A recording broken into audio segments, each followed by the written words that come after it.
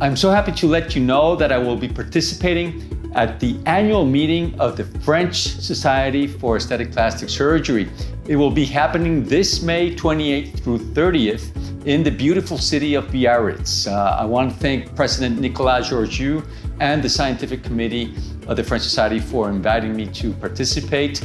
I will be presenting on the challenging neck and facial rejuvenation panel that will be moderated by my good friends and past president Jean-Luc Geoffrey, Eric Plot, and Michel Ruif. And I will also be participating with other presentations on brow lifting and lip lifting. So again, I really look forward to seeing you all there. It's a great meeting. I really enjoy the French Society meeting. It's an outstanding meeting year in and year out. I'm so happy to be there with my French colleagues and other good friends from all around the world. So again, look forward to seeing you all later this week in Biarritz.